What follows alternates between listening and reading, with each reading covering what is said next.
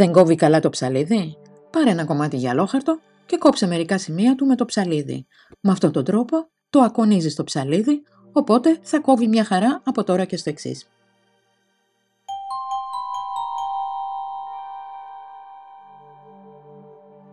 Τα σκουριασμένα εργαλεία τρίψτε τα με γυαλόχαρτο στα σημεία που παρουσιάζουν σημάδια σκουριάς.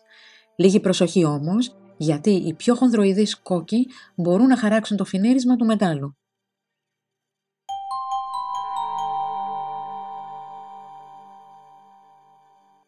Γλιστράνε τα παπούτσια? Πάρε ένα κομμάτι χοντρό γυαλόχαρτο και τρίψε τις όλα για να τραχύνει η επιφάνεια και έτσι να μην γλιστράς.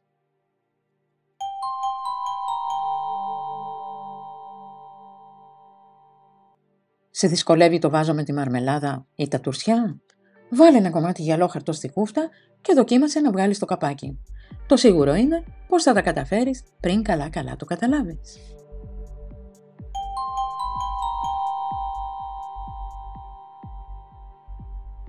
Αν η γάτα ξύνει τα νύχια της με τα έπιπλα, βάλε σε αυτά τα σημεία γυαλόχαρτο.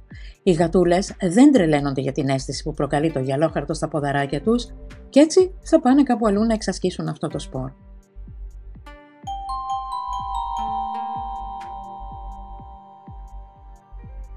Αν θέλεις οι σπόροι που φύτεψες να πιάσουν γρήγορα, τρίψε τους απαλά με λεπτό κοκογυαλόχαρτο πριν τους φυτέψεις.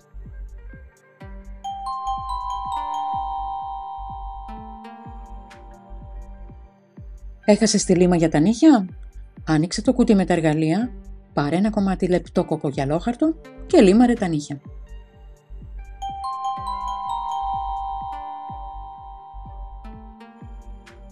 Με το γυαλόχαρτο μπορείς να λιμάρεις τα νύχια του σκύλου.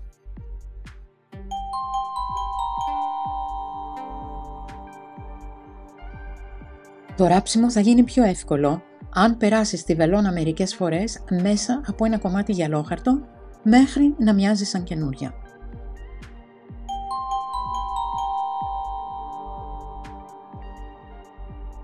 Για να εξαφανίσεις τις γρατσουνιές στα καστόρινα παπούτσια, πάρε ένα κομμάτι λεπτό γυαλόχαρτο και πέρνα το απαλά πάνω από τις γρατσουνιές.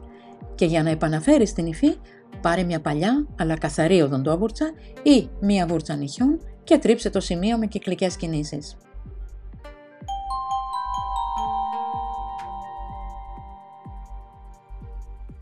Καεί το φαγητό και δεν έχεις τρόπο να καθαρίσεις το σκεύος, δοκίμασε να τρίψεις τα σημεία με ένα κομμάτι γυαλόχαρτο.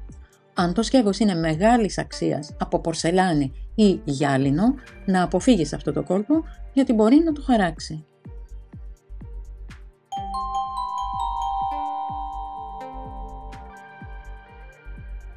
Δεν φαντάζεσαι πόσα μικρόβια κρύβονται στις ρογμές και τις σχισμές της σανίδας κοπής.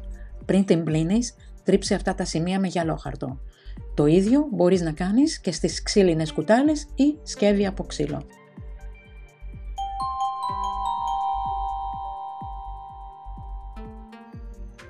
Όσο περίεργο και αν φαίνεται, το γυαλόχαρτο είναι αποτελεσματικό για την αφαίρεση του ξηρού δέρματος στις φτέρνες.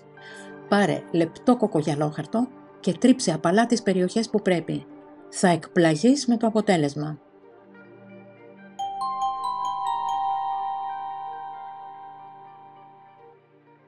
Για τους γυμνοσάλιαγγες που απειλούν τα φυτά στις γλάστρες, κόψε δαχτυλίδια από γυαλόχαρτο μεγαλύτερο από τις γλάστρες των φυτών σου και τοποθέτησέ τα στη βάση.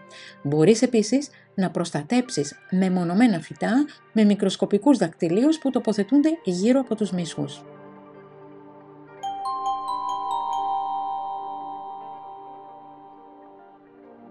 Τα σημάδια αποστηλώς στα ξύλινα έπιπλα θα φύγουν αμέσως με γυαλόχαρτο.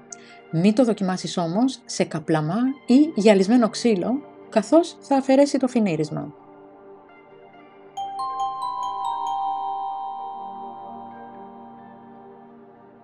Όταν θα χρειαστεί να τροχίσεις τον μεταλλικό τρίφτη, θα τον τρίψεις με λίγο γυαλόχαρτο.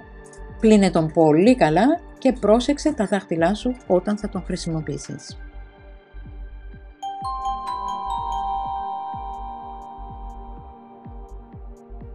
Το σκουριασμένο πριόνι θα το τρίψεις με μέτριο γυαλόχαρτο μέχρι να εξαφανιστεί η σκουριά. Μετά, βάλε του και λίγο λιπαντικό που θα αποτρέψει τη σκουριά να εμφανιστεί ξανά.